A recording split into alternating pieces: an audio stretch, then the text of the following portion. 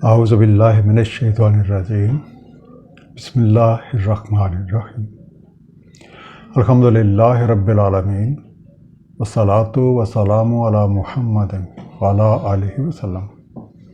انشاءاللہ آج ہم سورہ الحدید کا مطالعہ کریں گے۔ یہ ایک مدنی صورت ہے اور اس کی کل 29 آیات ہیں۔ نزول قرآن کے لحاظ سے یہ 94 اور ترتیب قرآنی کے لحاظ سے 97 یعنی 57 سورہ ہے۔ لفظ الحدید اس کا روٹ حدد ہے، ہے دال دال، اور اس روٹ سے بننے والے تقریباً 25 الفاظ قرآن کریم میں موجود ہیں، جن میں سب سے پہلا لفظ جو ہمیں ملتا ہے وہ ہے حدود، لمٹس یا باؤنڈس، اور یہ لفظ سورہ البقرہ، سورہ نساء، سورہ توبہ اور سورہ الطلاق جو ہے اس میں استعمال ہوا ہے۔ دوسرا جو سیٹ الفاظ کا ہے وہ ہے یحا عدہ اور یحا عدون۔ یہ ایک مخالفت یا اپوز کرنے کے معنی میں استعمال ہوا ہے، اور اس لفظ کا استعمال سورہ توبہ اور سورہ المجادلہ جو ہے ان میں کیا گیا ہے۔ اور تیسرا پھر جو لفظ ہے وہ ہے حدید، جو لوہا یعنی آئرن کے معنوں میں استعمال ہوا ہے سورہ الاسراء میں بھی اور سورہ حج میں بھی۔ اور چوتھا سیٹ جو ہمیں الفاظ کا ملتا ہے اس روٹ سے وہ ہے حدید اور حداد۔ یہ دونوں ایک شارپ یا تیز کے معنی میں سورہ کاف اور سورہ الاحزاب میں استعمال ہوئے، اور جو پانچویں اس کی شکل ہے وہ پیورلی الحدید، جس کا ذکر سورہ الکاف، سورہ سبا اور اس سورہ میں یعنی سورہ الحدید میں ہوا ہے۔ اور یہاں پہ لوہے کی کچھ خصوصیات جو ہیں ان کا ذکر بھی ہمیں ملتا ہے، جن میں سے سختی یعنی اسٹرینگتھ اور زور، جسے آپ انگلش میں کہہ سکتے ہیں مائٹینس، اور پھر لوگوں کے لیے بہت سارے فوائد اور منافع ہونے کا ذکر ہے۔ اب ایک دلچسپ بات یہ ہے کہ لوہے کا اٹامک میس 57 ہے، اور قرآن کریم کی سورہ الحدید جو ہے وہ بھی ترتیب قرآنی کے لحاظ سے 57 نمبر پہ ہے۔ لوہے کا اٹامک نمبر 26 ہے، اور حروف ابجد کے لحاظ سے لفظ حدید کا جو ایک مجموعہ ہے وہ بھی 26 ہی بنتا ہے۔ لوہا زمین کی سب سے اندرونی تہہ میں پایا جاتا ہے، جس کی موٹائی 2475 کلومیٹر ہے، جبکہ اس سورہ کے کل حروف بھی 2475 ہیں۔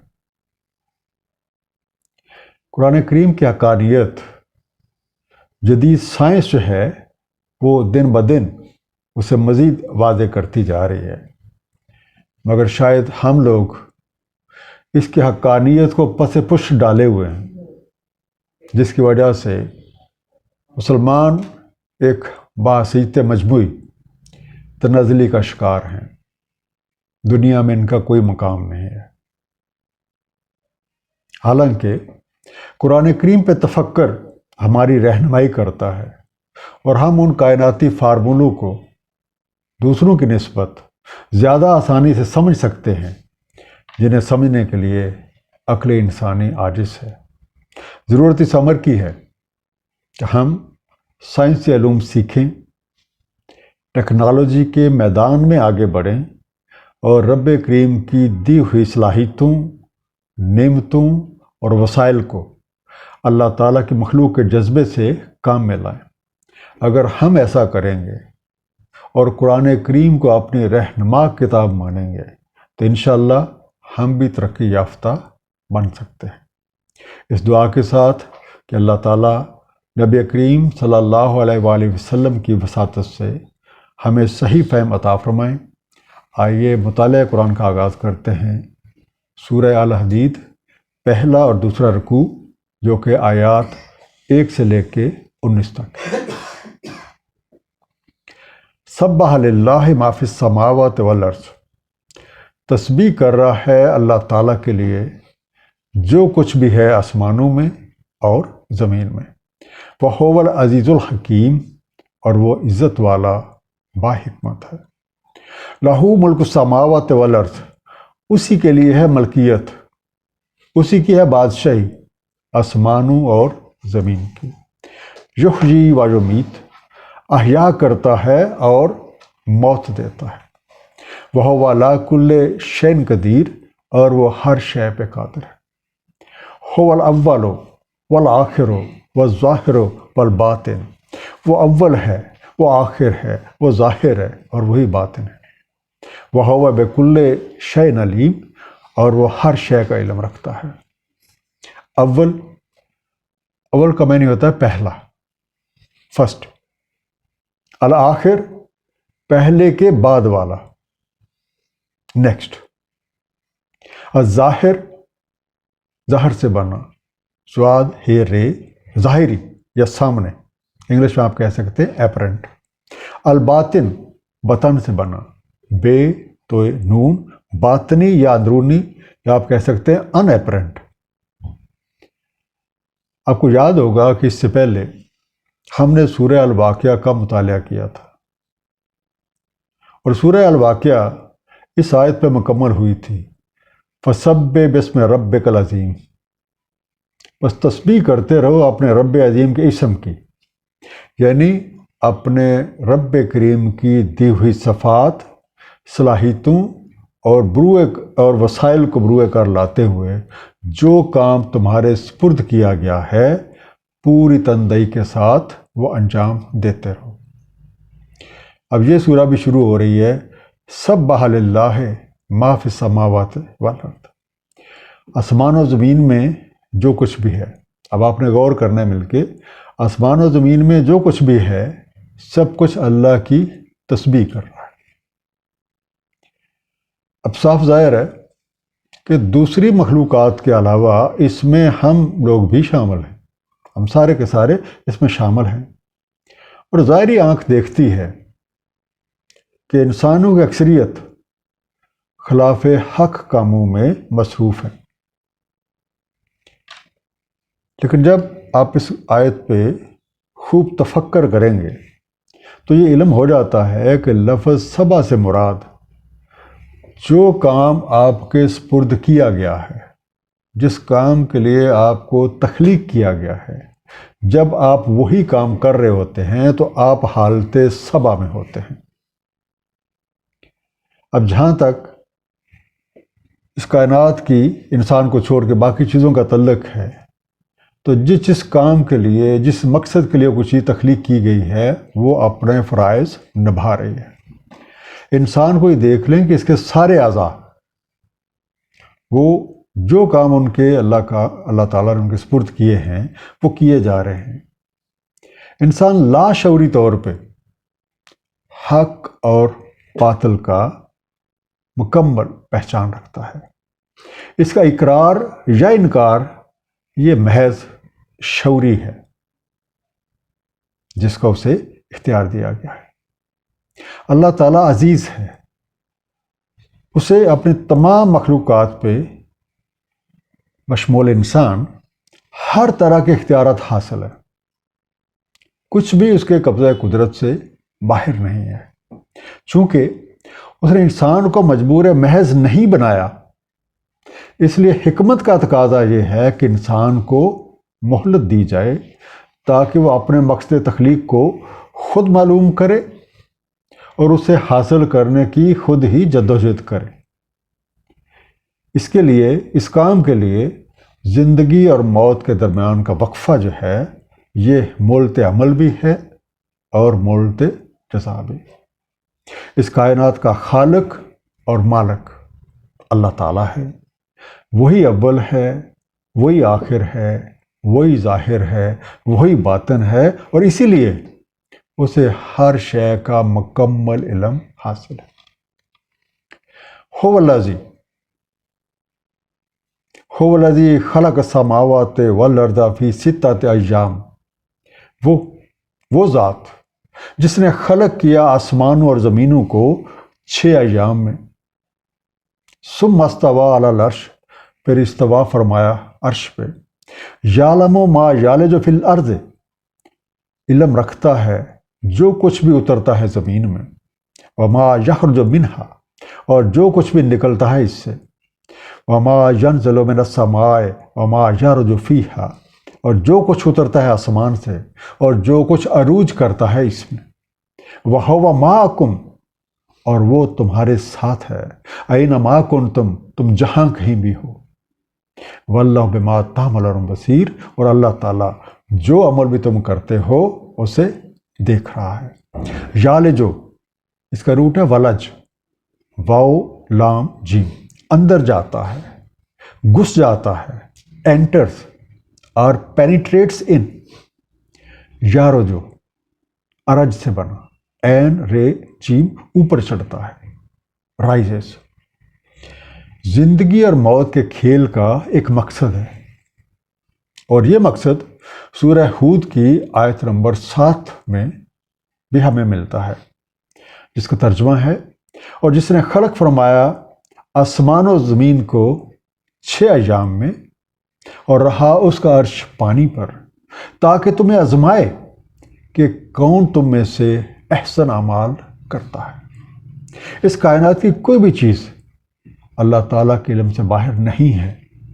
جیسا کہ سورہ انعام کی آیت نمبر 80 اس میں ارشاد ہے: واسع ربی کل شیء علما، میرے رب کی وسط کار میں ہے ہر چیز علم. اور اسی طرح سورہ طٰہٰ کی آیت نمبر 98 میں: بے شک تمہارا الہ صرف اللہ تعالیٰ ہے، نہیں ہے کوئی الہ سوائے اس کے، اور اس کی علم کی وسعت میں ہے ہر شے. آسمان سے کیا نازل ہو رہا ہے اور کیا چل رہا ہے، زمین میں کیا اتر رہا ہے اور کیا نکل رہا ہے، اسے ہر شے کا علم ہے. اور اللہ نور السماوات والارض کے مطابق وہ ہر جگہ موجود ہے، ہر جگہ ہمارے ساتھ ہے، اور اسے اپنے بندوں کے خیالات، ان کے نجتوں اور ان کے کاموں کا مکمل علم ہے، اور وہ ہر شے پہ شاہد ہے. لَهُ مُلْكُ السَّمَاوَاتِ وَالْأَرْضِ، اسی کے لیے ہے ملکیت آسمانوں اور زمین کی. وَإِلَى اللَّهِ تُرْجَعُ الْأُمُورُ، اور اللہ تعالیٰ کی طرف رجوع ہوتے ہیں امور. یولج اللیل فی النہار، گھسا دیتا ہے رات کو دن میں. وَیولج النہار فی اللیل، اور گھسا دیتا ہے دن کو رات میں. وَهُوَ عَلِیمٌ بِذَاتِ الصُّدُورِ، اور وہ باعلم ہے سینوں کی ذات سے. ترجعو رجا سے بنا، واپس لوٹ جاتے ہیں یا کی طرف لوٹتے ہیں. از ٹیکن بیک اور از ریٹرن ٹو. بذات ذات، شخصیت، اینٹیٹی یا پرسنالٹی کہہ سکتے ہیں. یہ تمام کائنات اللہ تعالیٰ کی ملکیت ہے، اسی کی بادشاہی ہے. جب اس کی بادشاہی ہے تو اسی کے ہی قوانین بھی اس میں نافذ ہیں.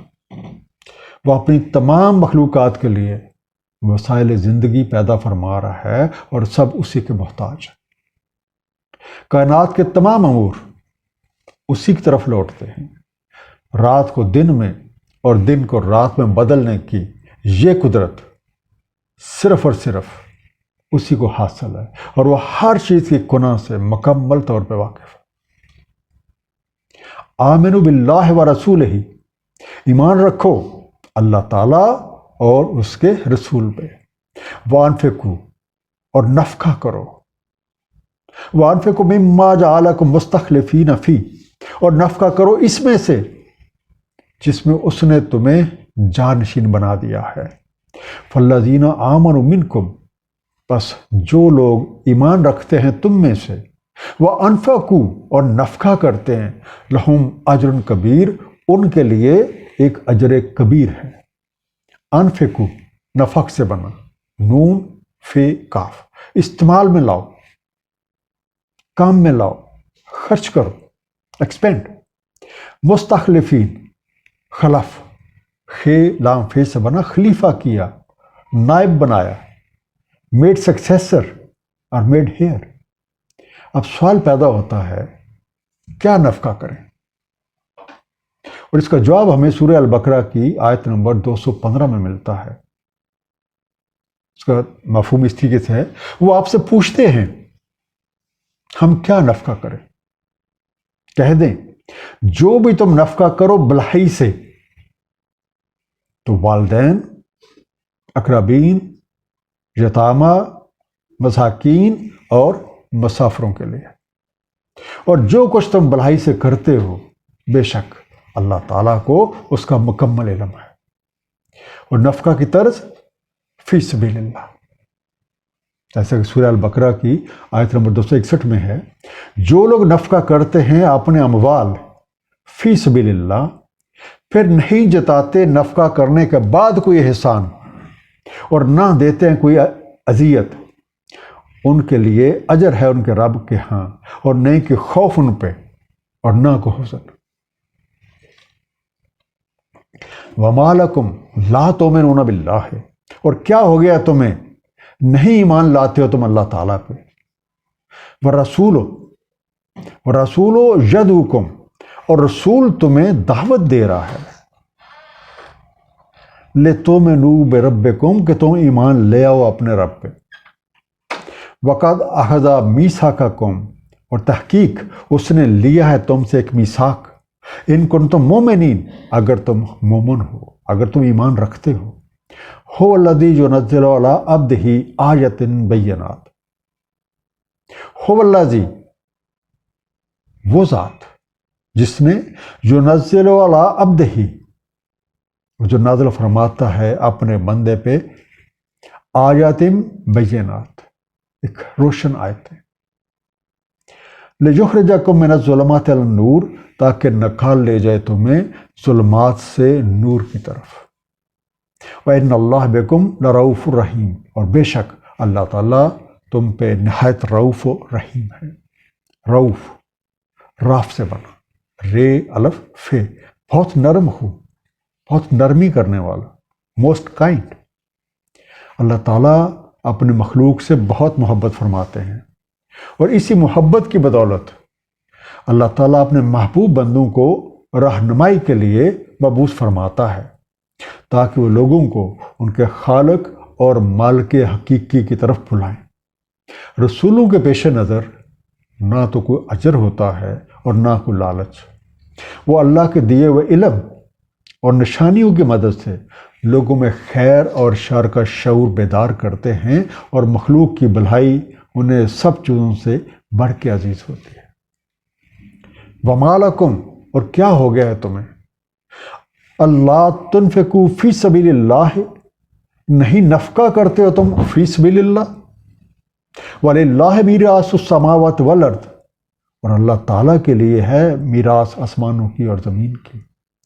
لا یستوی منکم، نہیں ہے مساوی تم میں سے، من انفق من قبل الفتح وقاتل، جنہوں نے نفقہ کیا تم میں سے قبل الفتح و قتال، اولئک اعظم درجۃ، یہ ہیں یا ایسے لوگ ہیں عظیم درجات میں، من الذین، ان لوگوں کی نسبت، من الذین انفقوا من بعد وقاتلوا، جو نفقہ کرتے ہیں اس کے بعد اور قتال کرتے ہیں۔ وَكُلًّا وَعَدَ اللَّهُ الْحُسْنَى، اور ہر ایک سے ایک حسنہ وعدہ ہے اللہ تعالیٰ کا، وَاللَّهُ بِمَا تَعْمَلُونَ خَبِيرٌ، اور اللہ تعالیٰ جو عمل بھی تم کرتے ہو اس سے باخبر ہے۔ میراث ورث سے بنا، واو رے سے، وراثت، ترکہ، ہیریٹیج۔ اب نفقہ نہ کرنے کی ایک عمومی وجہ یہ ہو سکتی ہے کہ شاید اس کی وجہ سے مال و اسباب میں کچھ کمی واقع ہو جائے، جبکہ نفقہ فی سبیل اللہ کے بارے میں اللہ تعالیٰ کا کیا وعدہ ہے یہ ہمیں سورہ البقرہ میں ملتا ہے۔ اس کا ترجمہ ہے، مثال ان کی جو نفقہ کرتے ہیں اپنے اموال فی سبیل اللہ، ایسی ہے جیسے ایک دانہ اگے اس سے 7 بالیاں، اور ہر بالی میں ہوں 100 دانے، اور اللہ تعالیٰ کرتا ہے اضافہ اس کے لیے جو کوئی چاہتا ہے، اور اللہ تعالیٰ وسعت والا، علم والا ہے۔ اس دنیا کی ہر چیز کا خالق اور مالک اللہ ہے، اور وہی یہ زندگی کے سارے پروویژن، ساری ضروریات اور سارے وسائل مہیا کر رہا ہے۔ اس لحاظ سے ہمارے پاس جو کچھ بھی ہے، جو مال و دولت ہے، دیگر وسائل ہیں، ہر ایک جو چیز ہے در حقیقت وہ اللہ کی ملکیت ہے، اور ہماری حیثیت محض ایک یوزر کی ہے۔ اور اگر یہ تمام وسائل اللہ تعالیٰ کی رضا کے مطابق خرچ کیے جائیں گے تو خیر و برکت کا باعث بن جائیں گے۔ اور جو لوگ تنگی اور مشکل حالات کے باوجود اللہ کی راہ میں خرچ کرتے ہیں، ان کے درجات آسائش مہیا ہونے کے بعد جو لوگ خرچ کریں گے ان کی نسبت پہلی والی پارٹی کے درجات سے زیادہ بلند ہیں، جنہوں نے مشکل حالات میں بھی یہ کام کیا۔ من ذا الذی یقرض اللہ قرضا حسنا، کون ہے جو قرض دے اللہ تعالیٰ کو قرضا حسنا، ایک قرض حسنا، فَيُضَاعِفَهُ لَهُ وَلَهُ أَجْرٌ کریم، سو وہ خوب اضافہ کر دے اس کے لیے، اور اس کے لیے ہے اجر کریم۔ یوم تری المؤمنین، ایک روز تم دیکھتے ہو مومنین کو، یا تم دیکھو گے مومنین کو، والمومنات کو، والمومنات اور مومنات کو، یسعی نورہم بین ایدیہم، کہ دوڑ رہا ہے ان کا نور ان کے آگے آگے، وبایمانہم اور ان کے دائیں، بشراکم الیوم جنات تجری من تحت الانہار، بشارت ہے تمہیں آج باغات کی، بشارت ہے تمہیں آج جنتوں کی، جاری ہیں جن کے تحت نہریں، خالدین فیہا، رہتے رہو انہی میں، ذالک هو الفوز العظیم، تو یہ ہے ایک عظیم کامیابی۔ اب سوال یہ پیدا ہوتا ہے کہ ہم اللہ کو کیسے قرض دیں، یا اللہ کو قرض دینا ہے کیا، جبکہ ہم جانتے ہیں کہ اس کائنات کی ہر چیز اللہ کی ملکیت ہے، اور یہ پچھلی آیتوں میں بھی ہم یہی پڑھ رہے ہیں کہ یہ اللہ کی ملکیت ہے، اللہ ہی کی بادشاہی ہے، سارا کچھ اسی ہے۔ یاد رکھیں اللہ تعالیٰ رؤوف الرحیم ہے، وہ اپنی کرم نوازی سے اپنے بندوں کا فی سبیل اللہ خرچ کرنا، اس کو قرض قرار دیتا ہے۔ اور قرض بھی کون سا؟ قرض حسنہ۔ قرض حسنہ سے مراد ہوتا ہے کہ ایسا قرض جو ایک احسن انداز میں واپس لوٹایا جائے گا، اور اللہ کریم کا وعدہ ہے کہ یہ قرض دینے والوں کو ان کا اصل کئی گنا اضافے کے ساتھ واپس ملے گا، جیسے کہ سورہ بقرہ کی آیت نمبر 260 جو ہے اس کا ہم نے مطالعہ کیا۔ اللہ کے ایسے بندوں کو ایک ایسا نور مل جاتا ہے، انہیں ایمان کی وہ روشنی مل جاتی ہے جس کی بدولت ان کا سفر انتہائی آسان ہو جاتا ہے، اور انہیں عزت و اکرام، نعمتیں اور آسانیاں مل جاتی ہیں۔ یوم یقول المنافقون، ایک روز کہتے ہیں منافقین، والمنافقات اور منافقات، منافقت کرنے والے خواتین، للذین آمنوا، ان لوگوں سے جو ایمان رکھتے ہیں، انظرونا، ہمارا انتظار کرو۔ آپ نے پچھلی آیت میں دیکھا تھا کہ آپ دیکھیں گے کہ جو ایمان رکھنے والے ہیں ان کا نور ان کا آگے اور ان کے دائیں دوڑ رہا ہوگا۔ اب یہ منافقین منافقات کیا کہیں گے ان سے؟ انظرونا، تھوڑا سا ہمارا انتظار کرو، نقتبس من نورکم، ہم اقتباس کر لیں تمہارے نور سے، ہم تمہارے نور کی روشنی سے کچھ فائدہ اٹھا لیں، ہم بھی تھوڑی سی روشنی لے لیں۔ کیلا، ان سے کہا جاتا ہے، ارجعوا وراءکم، لوٹ جاؤ اپنے پیچھے، فالتمسوا نورا، بس سراغ لگاؤ، ڈھونڈو نور کو، نور پیچھے سے لے کے آنا۔ فضرب بینہم بسور لہ باب، سو رکھ دی جاتی ہے ان دونوں پارٹیوں کے مابین ایک دیوار جس میں ایک دروازہ ہے، باطن فیہ الرحمہ، اس کے اندرون میں رحمت ہے، وَظَاهِرُ مِن قِبَلِهِ الْعَذَابِ، اور اس سے باہر اس طرف عذاب ہے۔ نقتبس، قبس سے بنا، ہم بھی کچھ روشنی مستعار لے لیں۔ We may borrow or we may acquire light۔ فَلْتَمِسُوا، لمس سے بنا، ڈھونڈ لو، دریافت کر لو، then seek اور then find۔ اب ایسے وقت منافقین کی حالت دیکھنے والی ہوتی ہے۔ اپنے کرتوتوں کی وجہ سے ہر طرح کے خیر سے عاری ہیں، اور آج وہ چاہتے ہیں کہ کسی طریقے سے ایمان والوں کے نور سے کچھ ادارہ لے کے، کچھ مستعار لے کے اپنا کام نکال لیں۔ لیکن جو انہیں جواب ملتا ہے اس کا سادہ سا مفہوم یہ ہے کہ دار عمل میں ہر کسی کو نور اس کی نعمت کے سبب ملتا ہے۔ دار جزا میں جنت والے اپنے لیے نور اور دوزخ والے اپنے لیے آگ خود لے کے آتے ہیں۔ يُنَادُونَهُمْ أَلَمْ نَكُنْ مَعَكُمْ، ندا کریں گے انہیں، اب منافقین کا ذکر ہو رہا ہے۔ يُنَادُونَهُمْ أَلَمْ نَكُنْ مَعَكُمْ، ندا کریں گے انہیں، کیا ہم تمہارے ساتھ نہ تھے؟ قَالُوا بَلَىٰ، وہ کہیں گے کیوں نہیں؟ وَلَٰكِنَّكُمْ فَتَنْتُمْ أَنفُسَكُمْ، لیکن تم نے فتنے میں ڈالے رکھا اپنے آپ کو۔ وَتَرَبَّصْتُمْ وَارْتَبْتُمْ وَغَرَّتْكُمُ الْأَمَانِيُّ، اور تم نے موقع پرستیاں کی، تم نے شک انگیزی کی، اور تمہیں دھوکے میں ڈالے رکھا تمہاری ہی تمناؤں نے۔ حتیٰ جاء امر اللہ، حتیٰ کہ آ پہنچا امر اللہ تعالیٰ کا۔ وَغَرَّكُمْ بِاللَّهِ الْغُرُورُ، اور تمہیں دھوکے میں ڈالا رکھا اللہ تعالیٰ کے بارے میں دھوکے بازیوں نے۔ تربستم، ربس سے بنا، تم منتظر رہتے تھے موقع کے، you waited for an opportunity. غرتکم، غرر سے بنا، غین رے، تم کو فریب دیا، ڈسیوڈ یو۔ اب اس آیت مبارکہ میں ان منافقین کی بڑی بڑی غلطیوں کا ایک مختصر سا خلاصہ ہے۔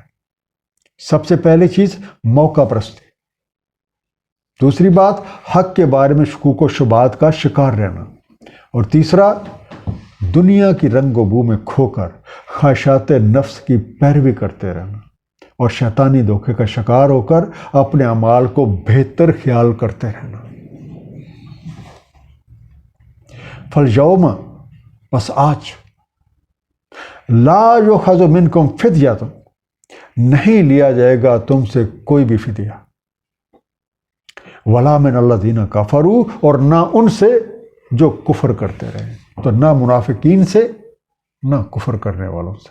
مَأْوَاكُمُ النَّارُ، تمہارا ماوا، تمہارا ٹھکانہ آگ ہے۔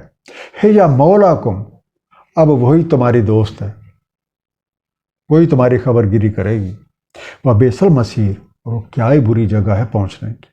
مَأْوَاكُمْ، اوی سے بنا، الف واو یہ رہنے کی جگہ، ایبوڈ، المصیر سیر، سواد یہ رے، منزل ڈیسٹینیشن، جہاں پہ الٹیمیٹلی پہنچ کے رہنا ہے۔ منافقین اور کافر، ان دونوں سے کسی طرح کا کوئی بھی فدیہ نہیں قبول کیا جاتا کہ وہ اسے دے کے اپنی خلاصی کرا لیں۔ انہیں اپنے کیے کے مطابق سزا بھگتنی ہے، اور اس حوالے سے کئی ایک آیات قرآن کریم میں موجود ہیں، جیسے کہ سورہ المائدہ آیت نمبر 36 میں ذکر ہے، بے شک جو کفر کرتے ہیں اگرچہ ان کے پاس ہو جو کچھ بھی ہے زمین میں سب، اور اسی کی مثل اس کے ساتھ بھی، تاکہ وہ بطور فدیہ دیں یوم القیامہ کو عذاب کے بدلے میں، نہیں قبول کیا جائے گا ان سے، اور ان کے لیے ایک عذاب المناک ہے۔ الم جانے للذین آمنوا، کیا ابھی وقت نہیں آیا ان کے لیے جو ایمان رکھتے ہیں، ان تخشع قلوبہم لذکر اللہ، کہ جھک جائیں ان کے دل اللہ تعالیٰ کی یاد کے لیے، وما نزل من الحق، اور جو کچھ اترا ہے حق سے، ولا یکونوا کالذین اوتوا الکتاب من قبل، اور نہ ہو جائیں یہ ان کی طرح جنہیں دی گئی تھی کتاب ان سے پہلے، فطال علیہم الامد، بس جب ایک طویل مدت گزر گئی ان پہ، فقست قلوبہم، تو سخت ہو گئے تھے ان کے دل، وکثیر منہم فاسقون، اور اکثر ان میں سے فاسق، یعنی انی سے بنا الف نون سے، وہ وقت آیا، ٹائم یٹ کم، فتوالا طول سے بنا، تو واو لام، طویل ہو گئی، لمبی ہو گئی، دین پرولانگڈ اور لاسٹڈ لانگ، اور علامت امد سے بنا، ایک عرصہ، ایک مدت۔ اب اتنی صلاحیتیں، نعمتیں اور وسائل کے باوجود، اور مزید یہ کہ اتنی نشانیاں دیکھ لینے کے بعد بھی، کیا ایمان کے دعوے دار جو ہیں ان کے لیے کوئی کسر باقی ہے کہ ان کے دل پورے ثبات کے ساتھ اللہ تعالیٰ کے آگے سرنگو نہ ہو جائیں، اور وہ اللہ کے نازل کیے کے مطابق اپنے اور لوگوں کے حقوق خوش اسلوبی کے ساتھ نہ ادا کرنے لگ جائیں؟ کیونکہ ایسا نہ ہو کہ وقت گزرنے کے ساتھ ساتھ زمانے کی گرد سے جو گرد ہے، زمانے کی جو دھول ہے، اس کے ساتھ یہ سب کچھ بڑھا بیٹھیں، جیسا کہ ان سے پہلے کی امتیں جو ہیں وہ بڑھا چکی ہیں۔ اور انجانے میں غلط کیے کام کی معافی تو آسان ہوتی ہے، لیکن جانتے بوجھتے، اب حق کو جانتے بھی ہیں، حق کا دعویٰ بھی کرتے ہیں، اور پھر بھی اگر غلط کاریاں کریں گے تو سزا سخت ہو۔ اعلموا، معلوم رہے، ان اللہ یحیی الارض بعد موتہا، کہ بے شک اللہ تعالیٰ زندہ فرما دیتا ہے، اللہ تعالیٰ حیا فرماتا ہے زمین کا اس کی موت کے بعد۔ قد بینا لکم الآیات لعلکم تعقلون، تحقیق ہم نے روشن فرما دی ہیں تمہارے لیے نشانیاں، ایک ایک چیز کو کھول کے بیان کر دیا ہے، لعلکم تعقلون، تاکہ تم کو عقل سے کام لو، کچھ سمجھو۔ ان المصدقین والمصدقات، بے شک مصدقین اور مصدقات، وَأَقْرَضُوا اللَّهَ قَرْضًا حَسَنًا، اور جو قرض دیتے ہیں اللہ تعالیٰ کو ایک قرض حسنہ، یضاعف لہم وَلَهُمْ أَجْرٌ کریم، تو کئی گنا اضافہ کر دیتا ہے وہ ان کے لیے، اور ان کے لیے ایک اجر کریم ہے۔ یضاعف، ضعف سے بنا، ضاد این فے، کئی گنا بڑھا کر دیتا ہے، اس ملٹیپلائڈ۔ اب ایک مزید نشانی کا ذکر ہے، اللہ تعالیٰ وحدہ لا شریک ہے، اس کے علاوہ یہ کام کوئی بھی نہیں کر سکتا، اور یہ زمین، یہ اسی کا ایک فضل ہے کہ زمین کے مرنے کے بعد وہ اس کا احیا کر دیتا ہے، ایک فصل کٹ جاتی ہے تو اگلی پھر اسی زمین سے شروع ہو جاتی ہے۔ تو زمین کا ایک فصل سے خالی ہونا اور پھر اس کے بعد سے اس کا احیا کر دینا، یعنی نئی فصل کو اگانا جو ہے، بالکل اسی طرح کا جو نظام ہے اس کا اطلاق ہمارے اوپر بھی ہوتا ہے۔ اور یہ ساری ایسی نشانیاں ہیں جن کو عقلی طور پہ بھی سمجھا جا سکتا ہے۔ ضرورت جس امر کی ہے وہ ہے غور و فکر۔